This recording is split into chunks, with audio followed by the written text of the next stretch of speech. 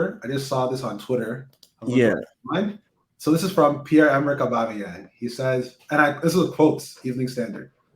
When I was at Arsenal, I was always envisioning myself following the same path as Ashley Cole, Cesc Fabregas, and Giroud to become a winner one day.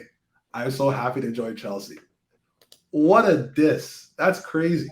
Wow. This guy's already throwing shots, eh? Already, though, I love it. I freaking He love didn't it. get enough shots to the head. He's already to his jaw. He's Too soon. Hey, for too soon. someone who got hit in the jaw, man. He's saying a lot. He's saying a That's lot for someone who got hit hilarious. in the That's funny. jaw.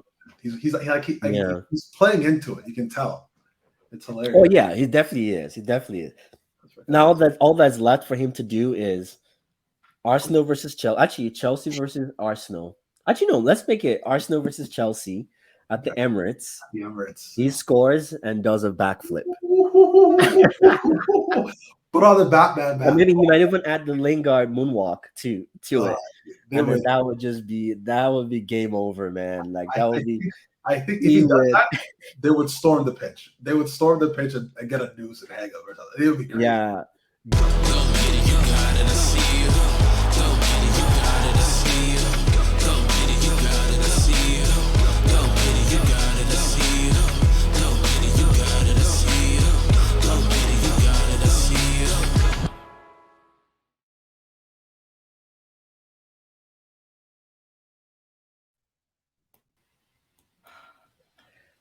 Hey, what's going on, people? Welcome back to this special episode. I always call it special every time as a is here with us. Always a fun time talking to you, as a, and obviously the Chelsea banter as well, which we're gonna get to shortly. But Eze, how you doing today? Feeling good, man. Feeling good. We had a spirited discussion before going live, so I'm pretty amped up right now. I'm not gonna lie. Yeah, honestly, it just feels like we did a show like back to back, man. We had a really good conversation, but that was a private conversation, so we're not going to share that publicly. Absolutely not. But definitely always fun catching up for sure. Yeah. But obviously, we said we were going to bring you the show because the transfer market is officially closed, and obviously the likes of Chelsea were pretty busy. It looks like you guys had that briefcase full of cash. You guys were basically going around to every club and saying, "Hey, who wants this money? Who wants this money?" Because you guys were linked to everybody, man. You guys, at some point, I lost count.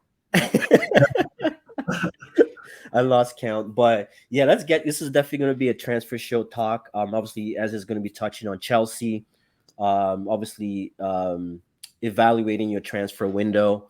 Us, obviously, as a Manchester United fan myself, we just locked in on Anthony, so from Ajax. So pretty pumped about that, and obviously 3 wins on the bounce. You can't not talk about that too. So definitely looking forward to the show, and yeah, so let's get started. Obviously, this transfer window is officially closed, so now we can definitely rate, individual teams transfer window. So yeah, I know last time we spoke, you had a few signings that you were hoping to come in through the door, but obviously did not happen. So yeah, just tell me, man. Obviously, Aubameyang was pretty last minute, Yeah. and then you guys also got what's his name, the defender, We got Wesley Fafana. Fafana, And yeah, from Leicester yeah, City as well. So yeah, yeah. yeah. So So how you feeling about the signings? I feel really good. I feel fantastic actually. I'm looking at the list on my right here. It looks like a total of about 230 million pounds. So that's what I'm seeing, I which think is you guys paid the most. You guys spent the most this transfer yeah, market. I think it also might also be a record in the Premier League as well too. Just Oh spent wow, money, man, loving it. So this a is what lot I of have. pressure on your manager now. A lot of pressure. I know. I think he's up for it. But this is what I have. I have Wesley Fofana from Leicester City, Mark Cucurella, Raheem Sterling, Kalidou Koulibaly, Carney Chukwuemeka, Aubameyang, Gabriel Solina, and then Zakaria from Juventus as well too on a loan fee. Oh yeah, Zakaria. Yes, that was Yeah, also yeah, confirmed. and then we end up sending back. We sold Emerson. We loaned Ethan Ampadu. I believe we're loaning Batshuayi, and then Baba Rahman and Matt Miazga contracts were terminated, and we also sold Timo Werner and loaned Romelu Lukaku as well too. So yeah, Yeah. a lot of in and outs. Yeah, but I feel good about it. Long story short, I feel good about it.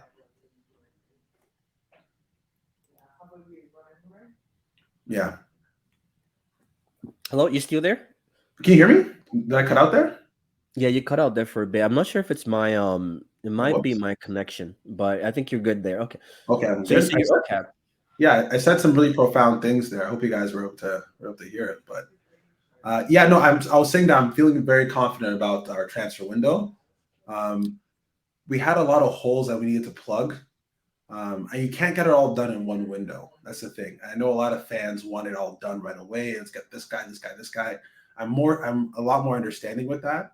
Anytime you spend 240 million pounds in one window, that has to be 10 out of 10 window. Like, come on, like 10 out of 10 on that window. 240 million. There's no other way around it. But we have a few more spots we need to fill. But I think next year is when we're gonna have the rest of the guys in and then make a real push for the title. Yeah.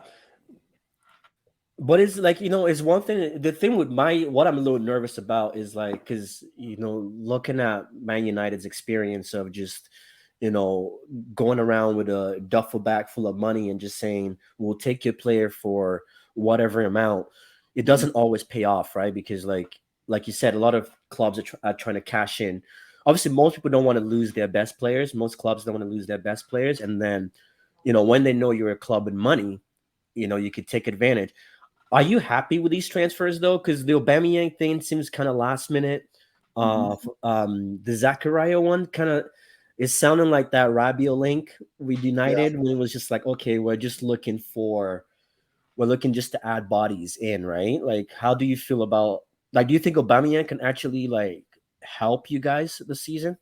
So Aubameyang wasn't my number one target at striker. I wanted Gabriel Jesus. I know now it Mm. looks like it's Hindsight?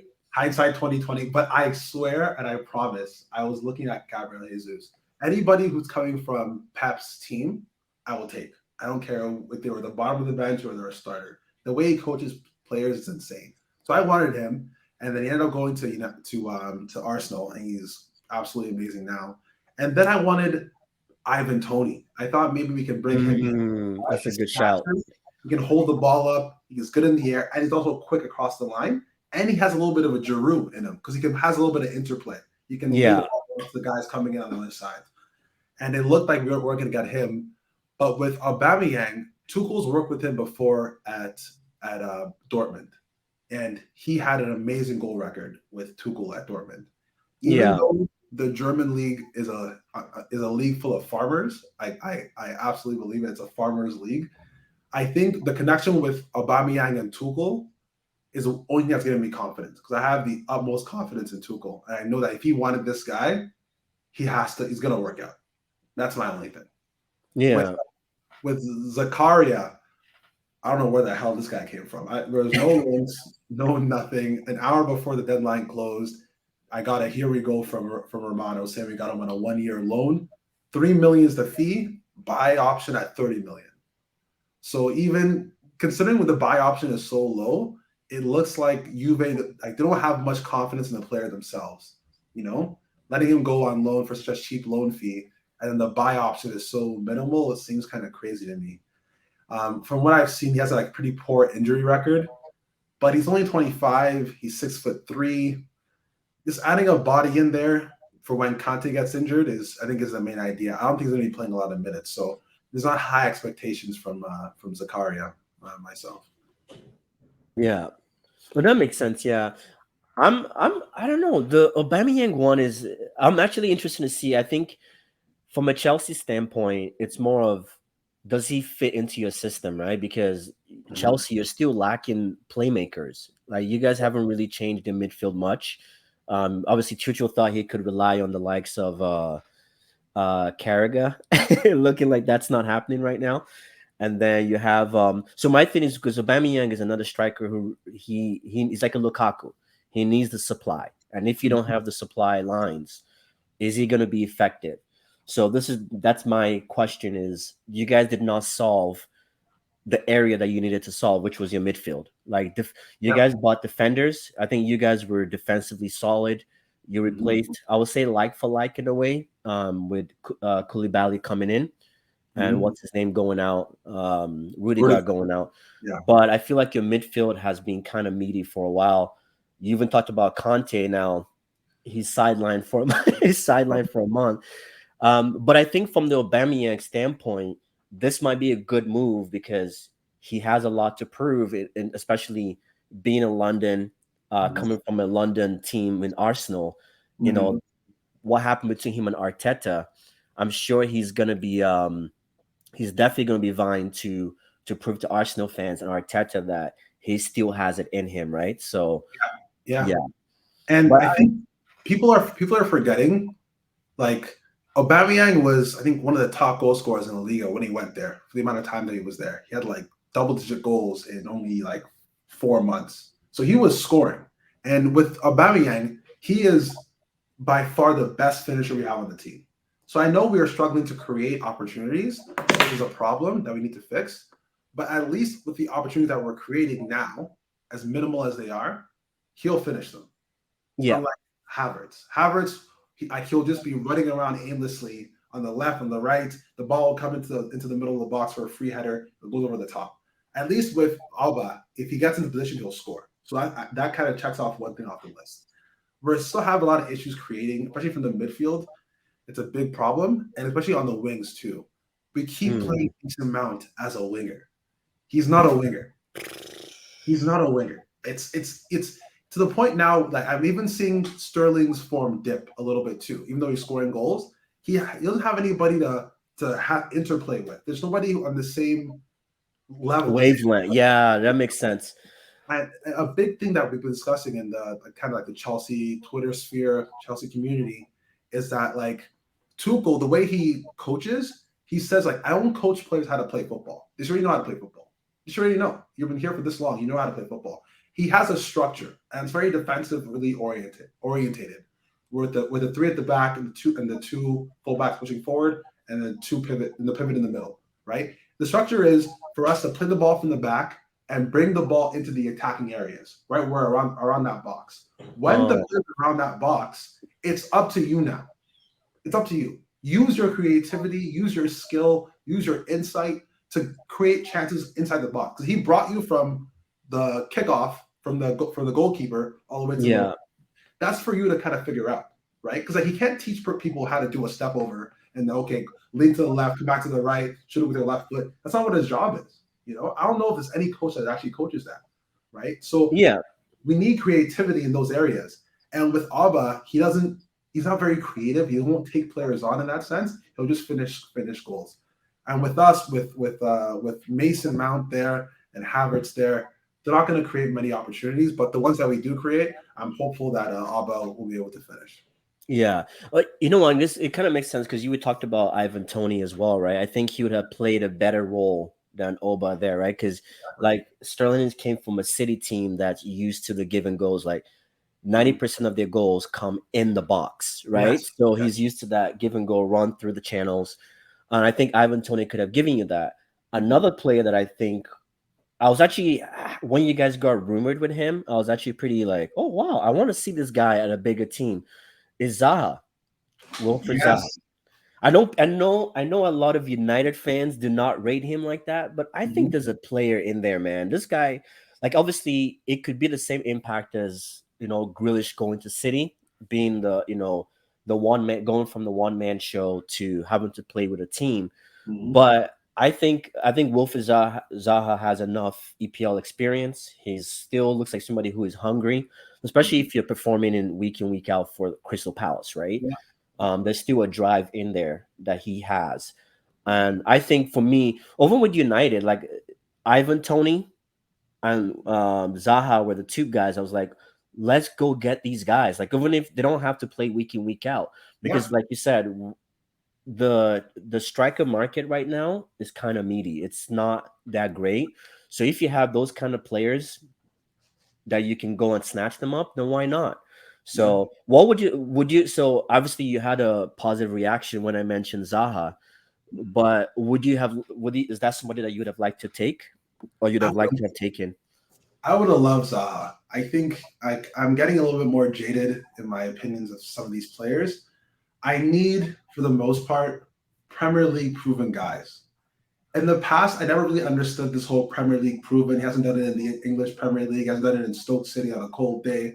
All that garbage. I never believed in it, but now I really do because there is a real difference in the style of play that they play in France or in Italy or in Germany that is like completely foreign to the way we play here. For example, with Timo Werner, we just sold him back to Leipzig. The first game he came back, he scored a goal from outside the box, curled one top corner, and then 2 games later, he scored a hat trick in the first half. In the first half, this guy could have hit the broadside of the barn in the Premier League, but he goes to the Bundesliga and he's already taken off. The quality in these other leagues, it doesn't measure up to the Premier League.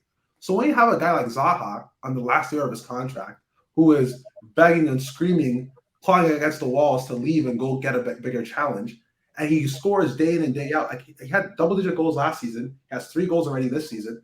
It's an easy slam dunk. Go get him, put him in the team, and he'll perform because he's already done it in this league already. Same thing with Ivan Toney, right? He came from the championship, dragged that team from the championship, kicking and screaming, did it pretty much on his own, brought into the Premier League, and now they're stable in the Premier League too. Yeah, and he's a huge threat, and A he's a huge huge threat threat. as well. He's holding people up, posts them with his back, brings the ball down on his chest, lays it off, makes a run into the box. That's perfect, you know. Yeah, And if you surround a guy like him with creative players, it'd be fantastic. I really wanted to see Zaha and Sterling. I want to see how them link up because they're both so creative. You know, Zaha has a lot of take-ons in the Premier League. I think he's like top 10 in take-ons. yeah, and take-ons. Yeah, You know, like in those kind of teams, especially when you're playing teams that play with a low block, you need somebody to beat their man and create chaos in the box. You know what I mean? Like yeah, so you can't keep passing around and around and circling back because Mason Mount can't receive the ball and turn. Like those kind of guys yeah. are needed like often. You know, so I was really excited with those links. But it came so late in the deadline that there's no way Vieira would have let Zaha go this late in the deadline. It came. It was All they'll have there is Eze, man. That's so. Speaking of, my namesake. I know. Speaking of Eze, I was gonna say that. So let me just quickly take these comments. Shout out to Footy Fantasy. I really appreciate you guys supporting the channel. And guys, those of you that are watching, please subscribe to Footy Fantasy on YouTube as well. That's another great football channel. So they say shout out to J Socials and Eze. Let me see if let me kind of go based on the comments here.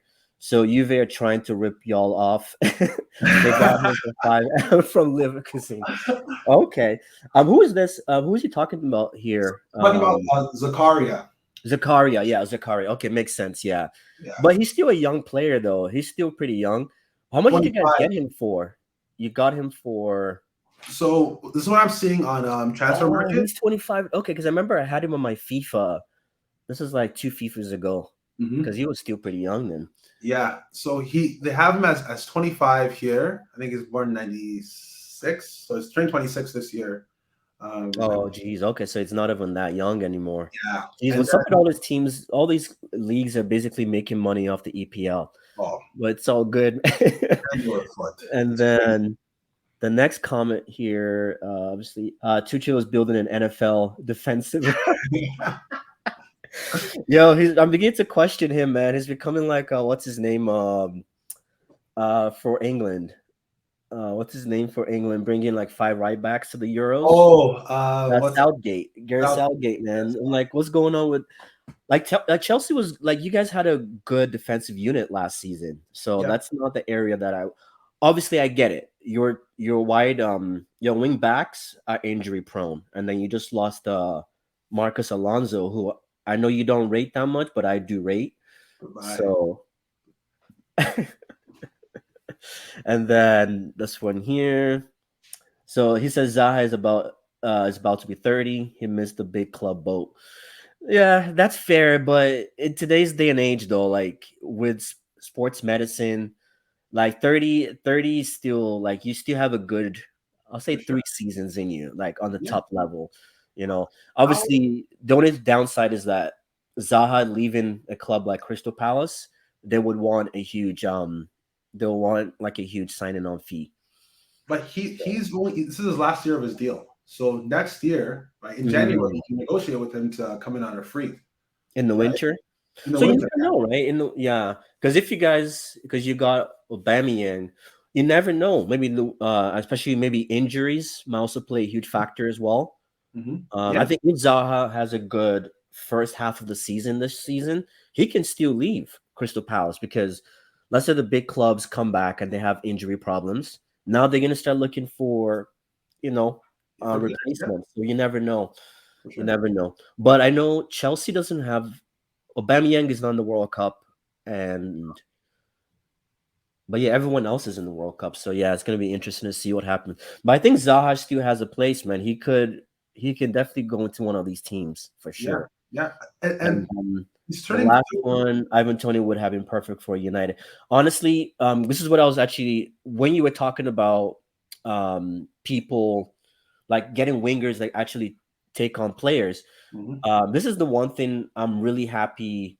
We'll get to that with United. We'll get to that United part. But Thierry Henry had said that in an interview, one of his like post match things, right, where he was talking about what is it with United wingers, the likes of Sancho, that don't like to take on. They don't like to take on defenders. It's like it's crazy. Like as an attacker, you should love taking on defenders. Mhm. That should be your job. And I've noticed that in the like recently a lot of wingers are too like they're not into taking on. They like to play it safe, pass Yeah, back, and yeah, it's like that's what you were paid 80 million pounds for is yeah. to take on defenders. It's Split defenses apart, right? So I even do get it. I think Ivan Tony and Zaha would have been good for that.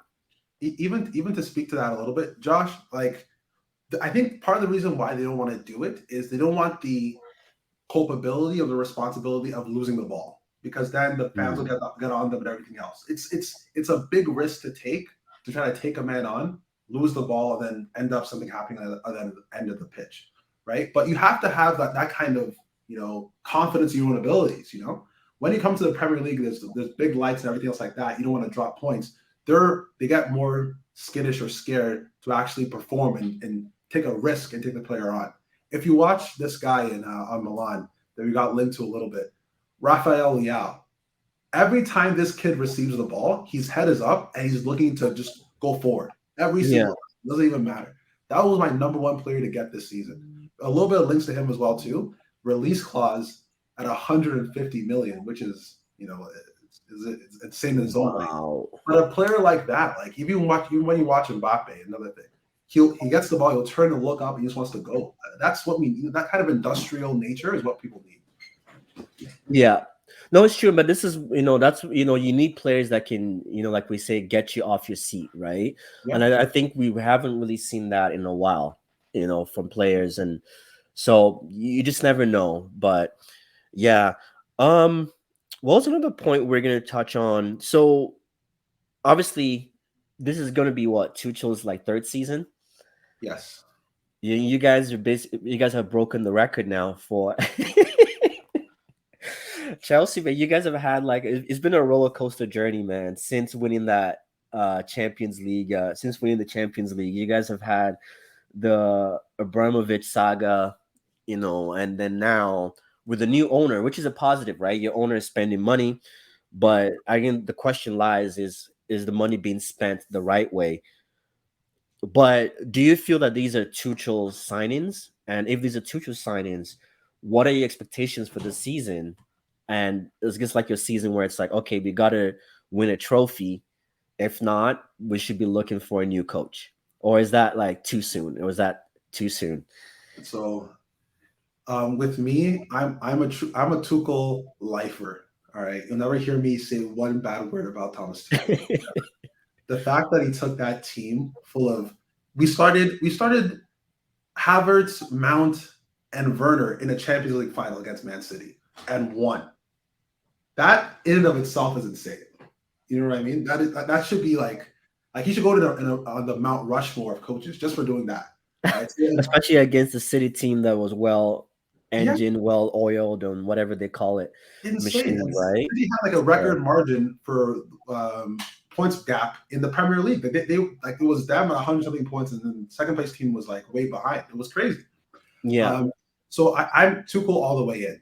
100%. These are all Tuchel signings. We don't have a director of football at the moment. So Todd Bowley is the interim director of football, and he knows nothing about football at all. So he's been relying on Tuchel a lot. And Tuchel has said so even in interviews as well too. He's been saying, yeah, he's been in these meetings and these calls with Bowley when he's figuring out what kind of targets to go after. All of these targets are Tuchel targets. From what I've seen from Koulibaly, Cucurella, and Sterling so far that we've seen play, they've all been great. They look a lot better than the players we have currently, right? The gap between them is huge. The difference between Cucurella and what's that guy? Chilwell, it seems like a pretty big gap. The difference between Koulibaly and let's say Chaloba, big gap. The difference between Sterling and Havertz or Sterling and Mount is a massive gap, Big, yeah. right? So I like the signings. And even if we don't win anything this year, I'm going to be content. I'm fine. As long as we keep top four, it's okay with me. I think the next year, the year after, is when we're going to see the actual pressure applied to Tuchel. I think Yeah. Bowley is very understanding of the situation. We were almost in administration last year. Like we were going through hell on earth, and we still got third. So I think he's wrapped up enough confidence in the fans, I think, and in the owner as well too, for him to be okay, even if we don't win anything this year. Yeah, I guess yeah, that is fair. That is fair. And like the EPL is such a I think now fans, if you're not the likes of City, Mm-hmm.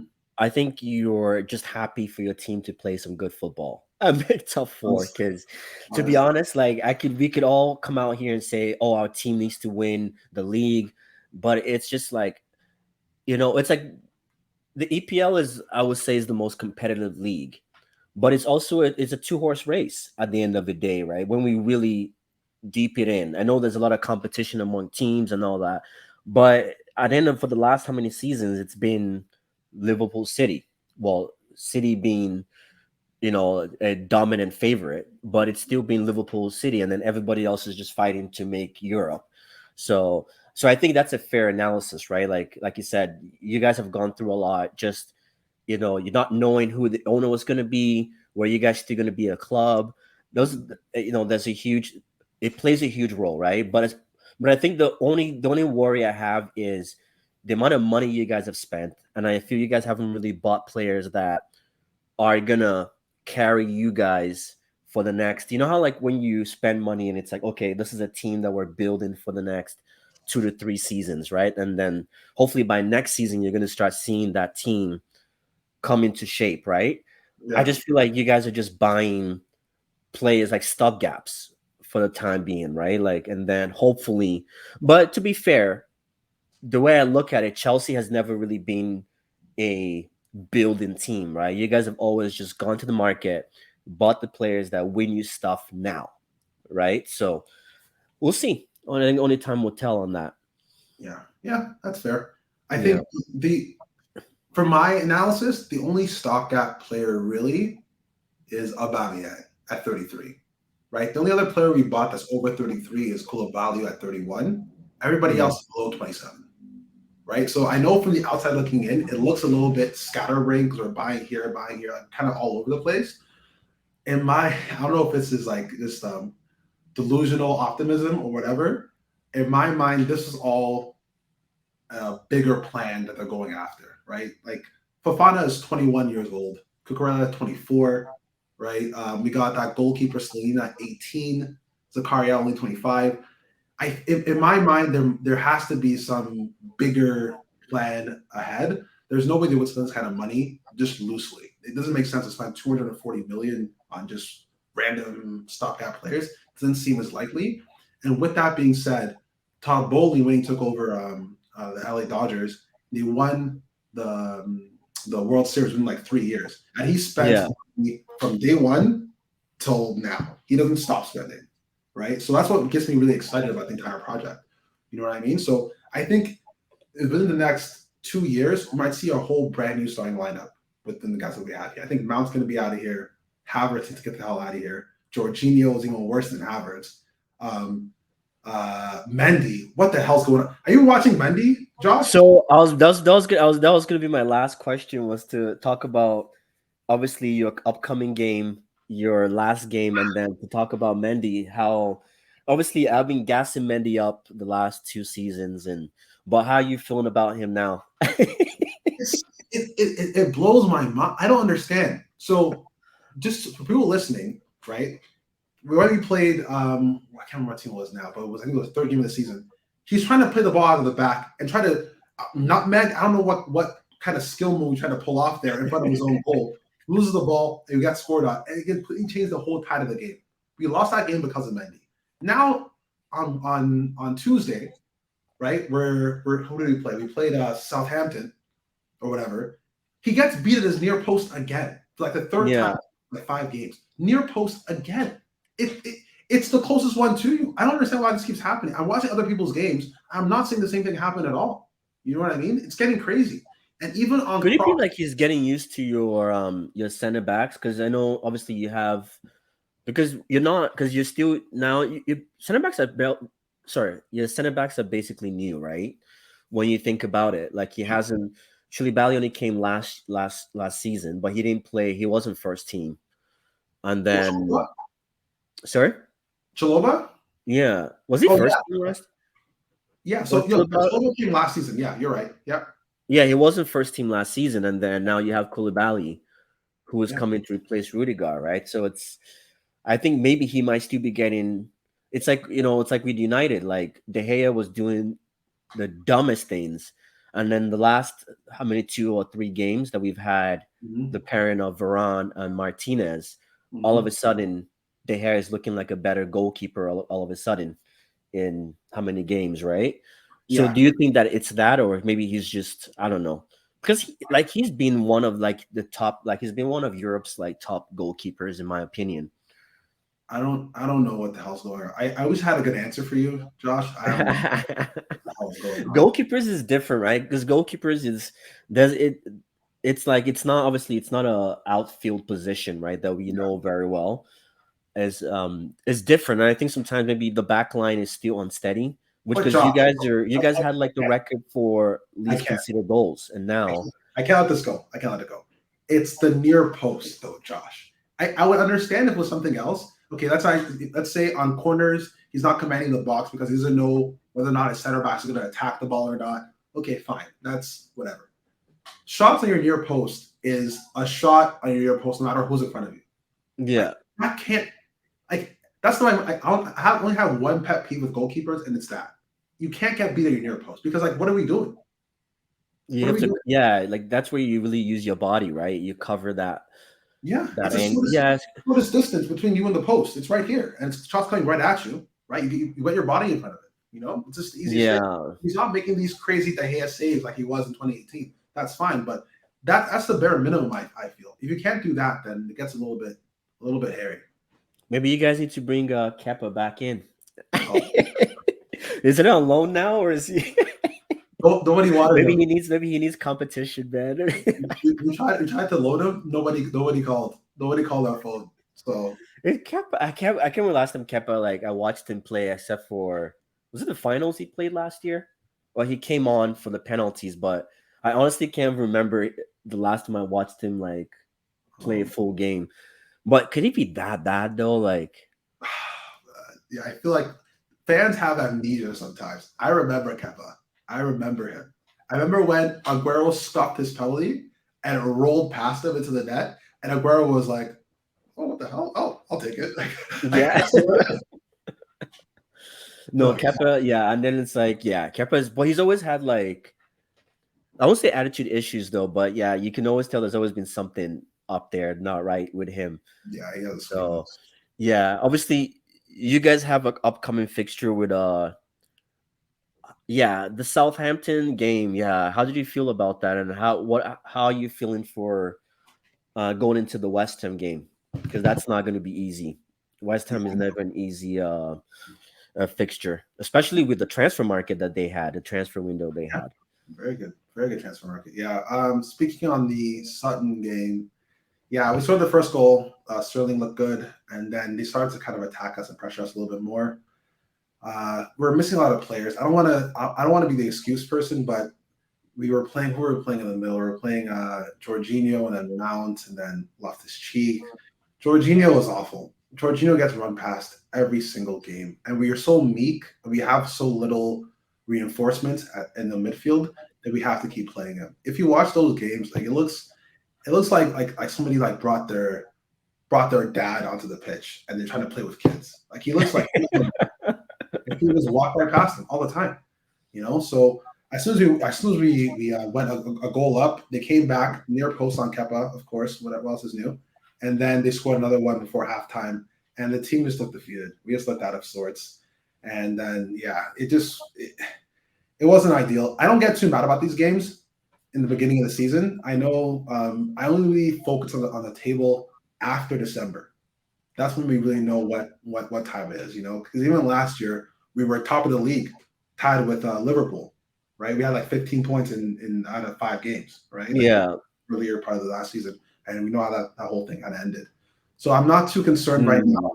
I'm okay. But is any like warning signs that makes you feel like top 4? Because when you look at your competition, right, you look at the likes of, well, Liverpool isn't doing so well, but you never write Liverpool off, right? Like it's one of those so you have obviously City is City, then you have the likes of Liverpool, you have Tottenham that is doing really well right now. You've got Arsenal doing really well. They haven't lost a single game. Well, I can add United to that mix in the sense of we have 3 wins on the bounce. So look at you. Look at you. So I'm just saying, when you have this competition, is any like signs, any red flags that kind of, or is anything that you feel like, okay, this is not looking good for the season? And obviously it's still early doors, right? We have the World Cup. I'm sure there's going to be plenty of injuries to teams and stuff. Yeah. But is anything that in terms of your in-game play management from the coach that's making you feel like, I don't think we have enough to challenge? Yeah. Are you still feeling confident? Yeah, I think I'm a little bit crazy myself too. I'm just delusionally optimistic. I'm confident in Tuchel. I know what he can do. We came third last season. We know we had no business being third. We were in the Champions League quarterfinals. We know I had no business being in there either. We went to how many finals? Went to FA Cup final, the League Cup final, won the Club World Cup. All things we have no business being in based on our own team, right? I think given the fact that we have Tuchel and some of these new signings, I think we're going to be okay. The issue is just that in the middle is what's causing our issues, because we have Jorginho and we have Loftus-Cheek. As soon as Kante gets fit again and Kovacic gets fit, and if he can stay healthy, hopefully, we're going to be okay. And our form's going to kind of start to produce, because I think Tuchel's too good of a manager to have this whole thing go too crazy. Yeah, so I'm not too concerned. I think top 4 is more than realistic. One of these teams, like there's no way, there's only so many points you can have, right? Not Tottenham, Arsenal, United, West Ham. They all can't get 80 points. It's impossible, right? They have to play. You know what I mean? So you guys will all cannibalize one another, as you always do. I think based on our team structure, the way we defend, I think we're more geared to playing teams like yourselves as opposed to the bottom half of the league. So those fixtures start popping up. We're going to start picking up results, and I think top 4 is definitely feasible for us. Yeah, you're right. I think it's going to be a closer fight, like closer competition this season. I think it's going to be like, and that's Liverpool included. Yeah. I think how like Chelsea has kind of had that like third spot, like just guaranteed. Yeah. I don't think that's going to be it this season. I think there's going to be, like you said, it's going to be upsets. I honestly believe it could be like that COVID year, that COVID year where like everything was just, anything bad that could happen just happened, and it was just like, okay. So I think that's what's going to happen this season, is just teams that don't have too much squad debt. Like I think Arsenal, for example, their one injury, Jesus getting injured, and they're back to the team from last season, like literally. Yeah. So I know did they officially sign Arthur? I know Early he was being linked, but I don't know if they officially signed him yet. I thought That's they another like, okay, you're just bringing somebody just bodies, right? At that point too. So it's gonna be interesting. Same with like Tottenham seems like a team that can survive it just because like they have the likes of Son who has not even kicked into gear yet. You Mhm. know, Mhm. Hurricane is still trying to find his feet. So I think they still have players that still need to show up that haven't shown up yet. So it's gonna be a tricky one. Which kind of brings me actually, you never what's your predictions for West Ham, the West Ham game? Oh, sorry, I missed that part. I think it'll be 1-1. Yeah, Would you one. like to see Aubameyang start and all these guys start? Like, how are you looking to set up? So yeah, with the Aubameyang piece, I think you heard about the whole robbery situation. Yeah, and his house. So yeah, he probably is not even ready to play. Yeah, he said he hurt his jaw, broke his jaw, something like that. If he I does, forgot about that. Oh, geez, man. yeah, which is terrible. Which is I don't know how these things are happening. It's awful to have to go through that. Uh, But so it won't be him. I'm hoping we play Armando Broja up top, Sterling on the left, and Pulisic on the right. Wing backs will be Cucurella and Reece James. In the middle, hopefully, Kovacic is good to play 90 minutes because we're going to need him. We'll play Kovacic, and unfortunately, we have to play Jorginho. And then in the back, I think Fafana is good to go. So we'll play Fafana at right center back, Thiago Silva mm. in the middle, Koulibaly on the left, and then we'll play Mendy's corpse at goalkeeper. This is Oh my god! You never know, man. I think maybe these. Who knows? Tuchel has probably talked to him and said, "Hey, man, we can't keep these." Obviously, the transfer window is closed, so it looks like he's your number one for now. But I'm sure Tuchel's probably said, "Hey, like whatever it is, like you can't be doing this anymore." So I'm not too worried about the Mendy thing. I think he'll bounce back. I think Mendy will bounce back. Like yeah, he's young, he's you're still good probably enough. right. You're probably right. Yeah, he'll still bounce back. Um, because what's going on though? Like, are you? I'm surprised that you're even saying that he might be starting Pulisic because he's been. I think he was like eager to leave. Yeah, he was. I don't know if you've heard about this Pulisic stuff. He has been banging on our doors. His dad has been releasing statements about how Tuchel doesn't play him in the right positions. They're ruining his career. Even like these U.S. fans are all over our Twitter timeline, just saying a whole bunch of crazy, crazy shit. He was begging to leave, and he was upset that he didn't get to leave. Even after the Southampton game, it was an away game, so we had our fans in the stands after the game ended, and every single player came over to the stands and clapped for the fans who drove out to go watch the game. The only player that didn't was Pulisic, and he went right into the Oh into the tree wow. immediately. So he was visibly upset. He wants to go. Nobody wants to pay the money for him because he's not been playing well. I don't get why these players feel so entitled. When they put you on the pitch, you're not performing, but somehow you want to play every single game. We can't And play it's you. not even like it's not even the Pulisic one. Like performance wise, he probably can pull in the performance. It's just he's not fit enough. Like he's always injured every two Yeah, games. I don't think I've ever seen Pulisic play 3 games on the bounce it's without injuries, right? So It's and like I don't know if you've like so with Pulisic after COVID when the season kind of restarted when we had Lampard we finished top four. He was fantastic during that time. I don't know what happened to him. He just went crazy. He scored like 5 goals in like 7 games or something in the last 7 games. yeah, Fantastic. But then again, like you were alluding to, he had a bunch of injuries since then. And the way he looks now, the pace is gone. Again, he's not taking players on. Like he looks like a shadow of himself. So when you put him on the pitch, he doesn't perform to the same kind of level. And in a small way, like Tuchel does like Mount because of his energy. And I get why Pulisic would be upset by that because Mount isn't performing this season either, right? He's played mm, 5 games, 0 goals, 0 assists, and he's still playing. So I get yeah, Pulisic's like his anger, but buddy, you're not performing either. Like I don't get like you're not playing well either. I don't understand. yeah. Like honestly, I think maybe like he needs to just go back to Germany. I think that would do him good. Like you said too, and like you said, when you like a player like that, when you start losing your, your pace, your touch, and you're always injured, the EPL is not the place for you because you just all your weaknesses get exposed. Like everything just gets exposed in the EPL. So yeah, I just figured it was just interesting that you said that you still wanted him to start tomorrow. Okay, that's good to know that what's his name is actually fit now, because I was actually gonna drop him on my FPL Mendy. Man, sorry, not Mendy. What was I? James, Reece James. Yeah, not Yeah, Mendy. he's back. Yeah, Reece James. he had Yeah, an illness, but yeah, he's back. He's all right. Like one thing that every Chelsea player agrees with, every Chelsea fan agrees with, is that Reece James is the best right back in the world. Reece James is the man. Is the man. yo, Reece James for sure. I can definitely. I know. I was talking to a few Real Madrid fans, and they were talking about like he's their next.